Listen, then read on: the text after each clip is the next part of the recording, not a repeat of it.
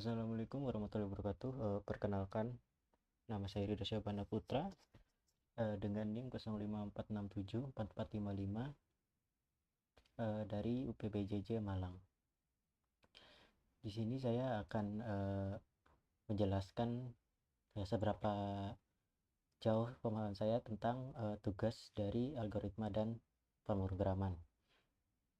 Di sini saya langsung menjelaskan untuk soal kedua, yaitu di mana suruh membuat sebuah flowchart dan pseudocode tentang perhitungan gaji karyawan.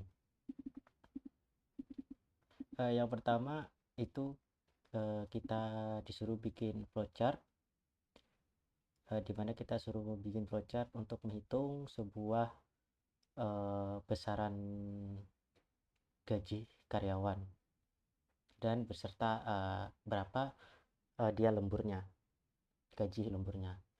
Yang pertama, di sini kita start dulu, terus kita input golongan dan jam lemburnya. Nah, di sini ada sebuah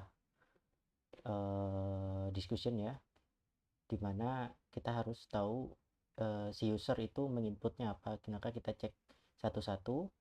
Kalau si user menginputnya A, maka kita cek apakah yang diinput user itu A.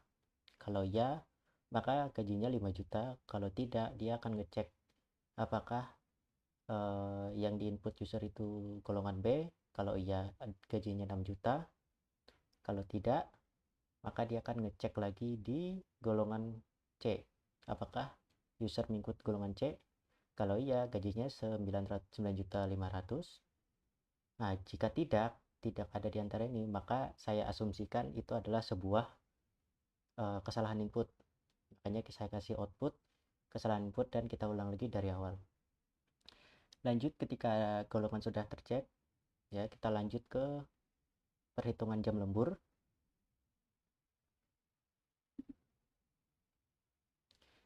Penghitungan lemburnya itu tergantung apa yang diinput di awal. Maka langsung kita cek satu-satu ya. Ketika dia lemburnya itu dicek apakah lemburnya itu 1 jam. Kalau iya, gaji lemburnya dikalikan 30%.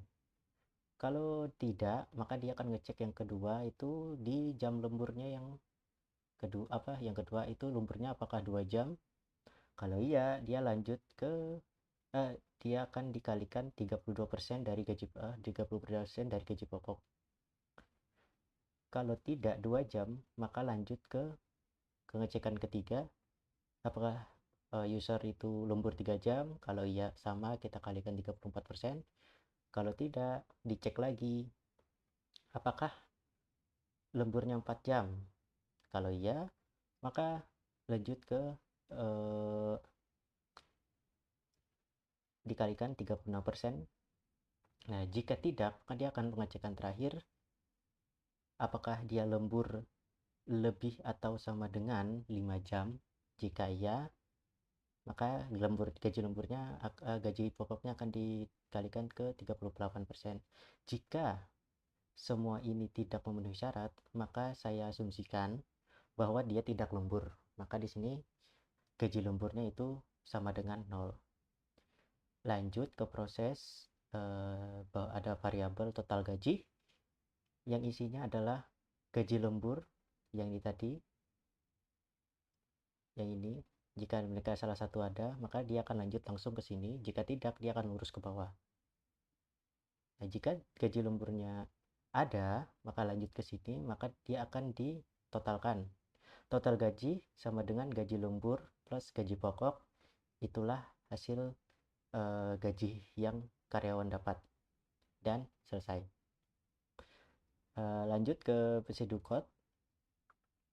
Pseudocode sama, dia ada percabangan ya. Di sini ada percabangan sama seperti di atas. Yang pertama kita start, terus input golongan, jam lembur, maka sistem akan mengecek if ketika golongannya A, maka gaji pokoknya 5 juta. Jika tidak, maka dicek lagi apakah dia golongan B. Maka kalau dia B, gaji pokoknya 6.500.000.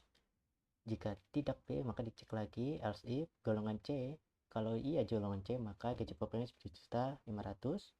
Lanjut ke percabangan jam lembur, sama ketika dia akan ngecek jika jam lemburnya sama dengan 1, maka gaji lemburnya dikalikan 30%.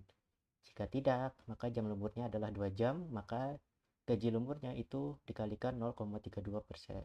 0,32, karena 0,32 itu adalah 32%.